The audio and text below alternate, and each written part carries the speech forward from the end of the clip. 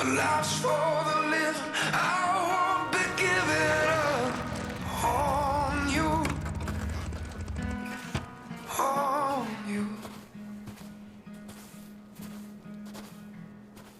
Even though I know you would tell me to. If you're out there, I'll find you.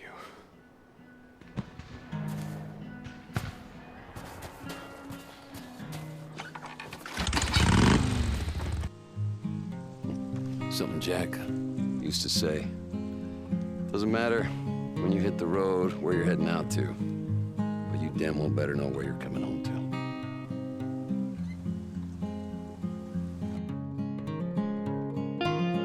We've all played our fair share of zombie games, whether it be a round-based shooter like Call of Duty, an open-world experience like Dying Light, or a mix of the two in games like World War Z and Back 4 Blood. The problem with a lot of these games in this genre is that they're incredibly repetitive. They do the same thing over and over, only slightly modifying the setting. How many times you've played a zombie game where there were screamers, and runners, and suiciders, and juggernauts, and a million other generic zombie types? Now, I'm not saying Days Gone doesn't fall into this trope, because it definitely does. It literally does. But it takes it and introduces a working horde mechanic in an open world story game, unlike World War Z, where yes, it has this horde mechanic with a bunch of zombies where they swarm you all at once, but realistically, that's a very linear and enclosed space. This horde mechanic, combined with the gritty realism of the gameplay mechanics, such as having to refill your motorcycle when you run out of gas, having to gather crafting components, and the amazingly well-written dialogue, are just some of the reasons I would highly recommend Days Gone. I want to be clear, this isn't a review of Days Gone. We're not going to go through and cover the graphics, and the bugs, and the story, and the gameplay, and every single little aspect in the game. We're going to go through what I've found particularly interesting and different from other zombie games and relatively linear story games in the same genre. So what is Days Gone? Days Gone was originally a PS4 exclusive. Obviously, you have been able to tell from the gameplay already, it's an open world zombie survival game until recently when it was added to PC.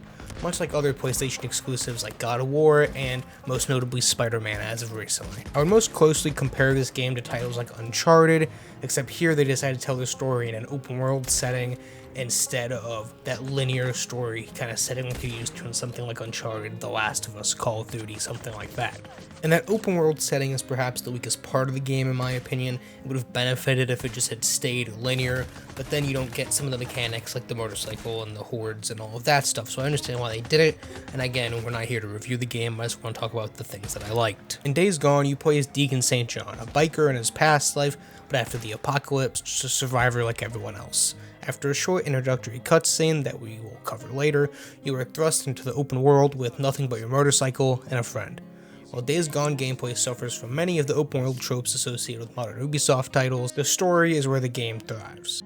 Days Gone begins with a flashback from before the apocalypse, following our main characters as they flee to safety after the start of the apocalypse. One event leading to another, Deacon St. John sends his wife Sarah on a helicopter alone to safety, while himself and Boozer flee from the horde, or supposed safety. Again, I'm going to be going into spoilers here. I'm going to say that a couple more times, just wanted to warn you guys, this isn't a full review, so we're going to kind of be jumping all over the place. But let's start with Deacon St. John. On paper, he's probably the most stereotypical protagonist you can possibly have.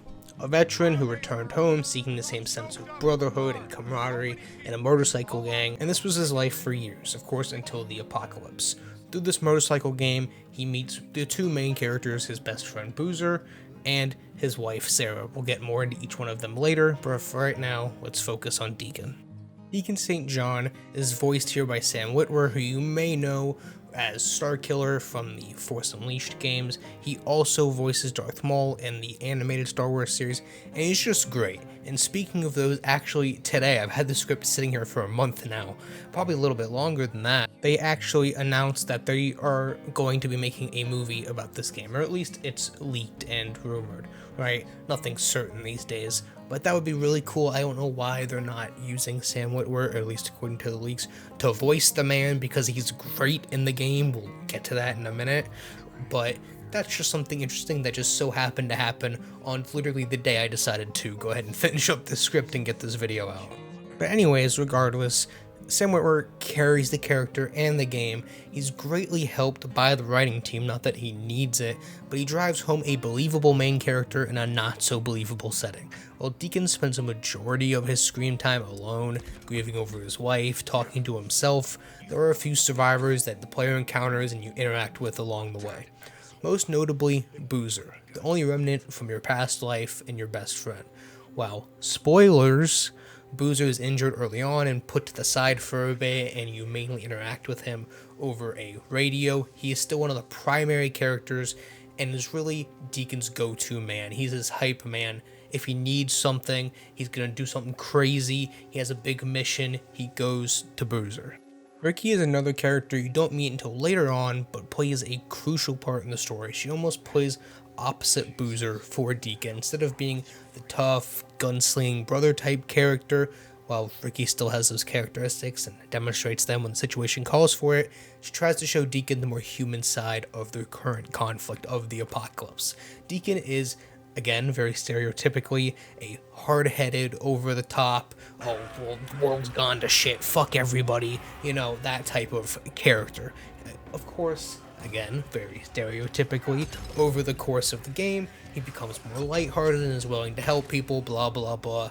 Like I said, it's not the most original story, alright? It's a zombie game, but the writing is just S tier. We'll get to it. Finally, there's two characters to talk about.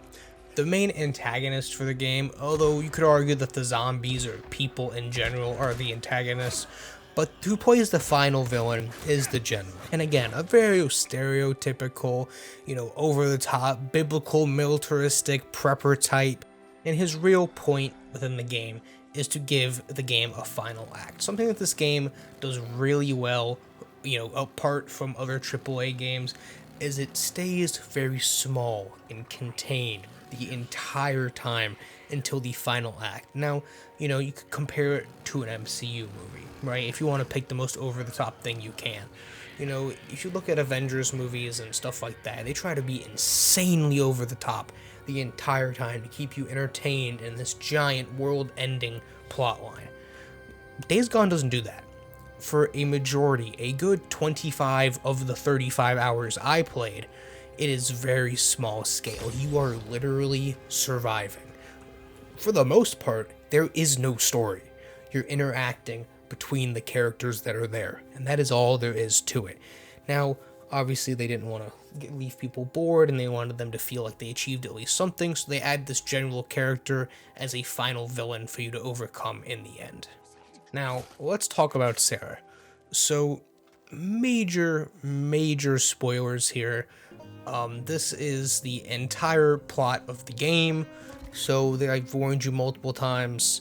Let's go ahead and get into it. So Deacon's entire motivation throughout the entire game is his wife. At first, he has no hope that she survived, but through a government organization named Nero and a defector within said organization, Deacon begins to pick up her trail. Boozer and others, for the most part, comfort him along the way, attempting to ease his pain and attempt to force Deacon to move on, as the chances that someone survives in an apocalypse that's been going on for years are incredibly low. That being said, after, for me, 25 hours of my total 35 hours played, you discover that Sarah is in fact alive and is kind of one of the higher-ups in a paramilitary type group. This is where the general also comes into play, and so you infiltrate the camp, meet Sarah, and the game does something incredibly smart here. You've spent all of this time, going and thinking, oh, well, she's dead, there's no point, oh, she's finally alive, and it's going to be this super stereotypical, oh, I finally found her, but then she has no interest in you, right? She has absolutely, full commitment to her cause. She's making a cure within this camp and would rather do that than move on with you. At least that's the way it plays at first, as you do runs for her and help her and you reconnect, along with the general just going more and more insane as the story progresses and hanging people in public places. The list goes on of why the dude's a psychopath. but you discover that Sarah has survived. Now, throughout the game up to this point, and as you continue to play the game, you are given flashbacks, and not really crappy flashbacks like we're used to. When you think flashbacks, you think of the most boring, generic walking missions where you just walk around and get spat exposition. Now, to be fair, that is exactly what all of these are. But the writing in this game, I'm telling you, and we're saving it for the end because it's the core part of the video and the game. I mean, I'm just going to play a full cutscene for you guys when we get there, but it's just fantastic, right? It builds this relationship between these characters, and that's really the only way to do it because you're supposed to think one of them's dead for 90% of the game. And so while you, as the player, never actually interact with Sarah directly until, like I said, almost complete with the game, you have all of these flashbacks and interactions and story moments that you've lived through and you've seen, and you see how they interact to where you're caught up on the relationship when you finally do get to it, and it feels like you're just continuing from where it's left off. Now, like I said, this isn't a summary or review. I'm not going to go over all of the plot points, but essentially, you work together, you overthrow the general, you win. There's no you make a cure and, save all of the zombies and turn them back into people, or destroy the horde, or, whatever. There's no big, giant MCU type phase 3 plot point. It is just about a man finding his wife in the apocalypse, and that is what makes it good. There are essentially 4, maybe 5 main characters that you interact with on a constant basis, and it feels like they're interconnected and all know each other. They talk like real people, like they interact like real people, and I don't know how else to explain this, but the dialogue, and it's not even the major plot points, which I'll give you one of those here in a minute, but just the dialogue when you're traveling from point A to point B. There's a motorcycle in this game. It's one of the main mechanics. And whether you're walking or running on rooftops or driving cars or driving motorcycles or running or flying or any other mode of transportation in any game ever, the dialogue used to get from point A to point B is throwaway dialogue. It is literally, unless the game has a fucking radio, a filler to keep the player entertained while driving from one point to another. But in this game, that's literally the best part of the game. And it's not a gameplay thing, right? You could argue, oh, well, the gameplay is just shit and the dialogue is the best part. That's not it. The dialogue is so fucking good. It's like they told these people to go in a room and just talk. It sounds like there's no script. They know each other. It's like if you and your best friend went in a room and you just talked and they recorded it, and that was your traversal dialogue, right? It actually, they bicker accurately, they make jokes back and forth. It feels like these people know each other because they do, right? Now, I could literally rant. I mean, this script is like 6 pages long about just examples of them talking. But let me just give you an example. Now, this is, again, like literally the major plot point, but it's probably my favorite moment in the entire game.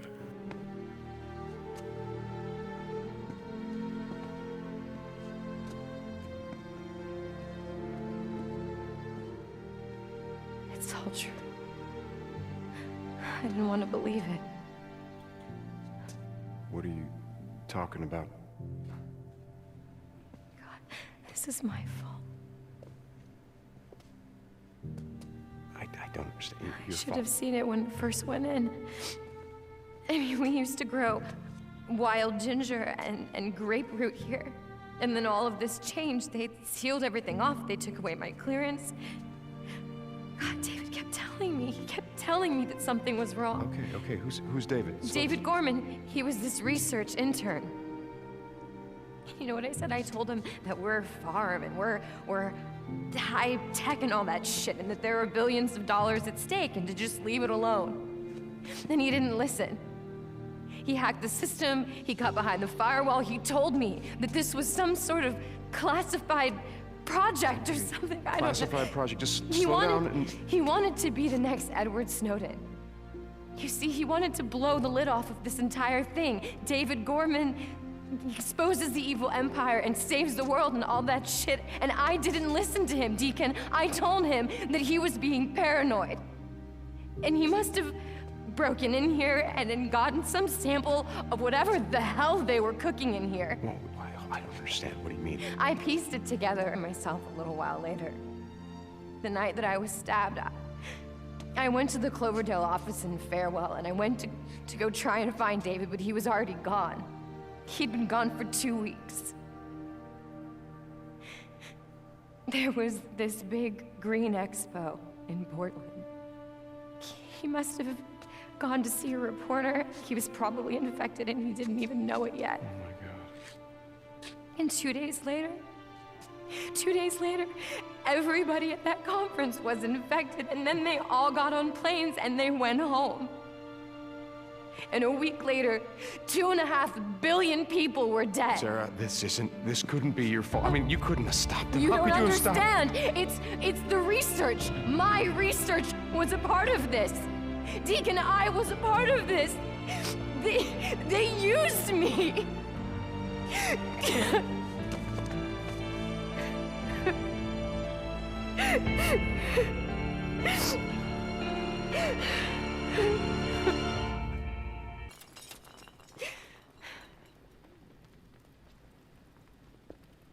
But you're not making a bioweapon. You're. Oh my God! Are you trying to cure it? I thought that once I got the original cell line from Cloverdale that I could create antibodies for the virus and I could reverse engineer it. Jesus. And now all of that work, everything that I have worked on is for nothing. I can't save them. Nothing's gonna be able to change them back.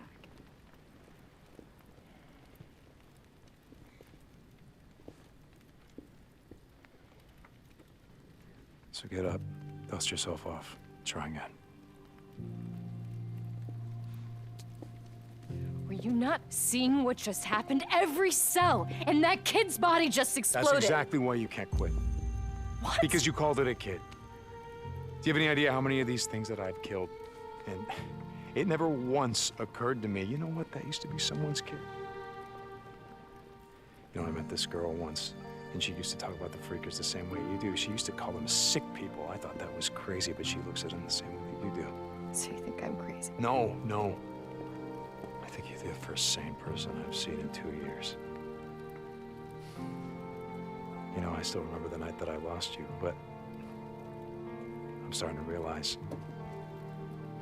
it wasn't the night that I had left you on that chopper. It was the next night. Me and Boozer, we rode into that refugee camp that you were supposed to be waiting at, right? Except there's freakers everywhere. The choppers are on fire. There's people screaming, so many people. And so we fought, and we won, and what did we get? Bodies. Bodies everywhere. And I checked every corpse, every face. There must have been 1,000 of them, maybe more. I checked every single one. That was the night that I lost you. And Boozer, you know, he was just trying to keep me together for the next 2 years. But I didn't give a shit about any of it. And then I see this Nero chopper flying around in the sky, and I start to feel something. I'm thinking, you know what? Fuck you. Fuck you. Because even if she is alive, you know what I'm gonna do? I'm gonna find her, we're gonna ride away, we're never gonna look back. Because I don't wanna be part of some militia. I don't wanna fight no war, and I don't wanna live in some camp. So why are you still here? Because of you. All of this, seeing how hard you work, seeing how dedicated you are. Most people out there, they're just trying to survive, and here you are. Trying to save the goddamn world. Yeah, well, I'm not doing a very good job. So you get up, you dust yourself off, and you try again. Now, there are a lot of cutscenes that I like. That was just one or two of the ones that I thought were the best. There's a lot. There's the church scene, if you've played this game. Absolute banger, right? There's a bunch of them that we could go through. We could sit here all day and just like watch the whole game in cutscene movie form. I mean, if you want to go do that, by all means, go ahead. It smacks. But, I mean, looking through my clips, I have more cutscene clips than I do gameplay clips, which is very rare, right? And so, that's just what I meant when I talked about the writing and the dialogue, and it's just fantastic. That's what kept me playing, because the gameplay, I don't even have a section on gameplay in this script. It's pretty generic. You run around, you search some stuff, you got like some Batman detective vision, you shoot some zombies, you shoot some people, and then you do it again. That's pretty much all the gameplay. The only interesting gameplay mechanics they have here is the motorcycle with gas and upgrading it and all of that stuff. But for the most part, that's all there is to do. It's the story. That's why I made this video. It's why I love this game. It's fantastic. So like I said in the beginning of this video, it's not a review of Days Gone. It's just my video essay about Days Gone, what I love about the game. Yes, the gameplay is repetitive. Yes, the upgrade system requires the player to grind for hours if they want to complete everything. Yes, the endgame is introduced so late in the game that it's totally meaningless and nobody cares at that point. No game is perfect. What this game does from a storytelling and writing perspective is fantastic. These types of games used to be plentiful, but as most developers have switched to a multiplayer focused approach, as it makes much more money, and then for them just makes more sense, the days of these types of games are long gone.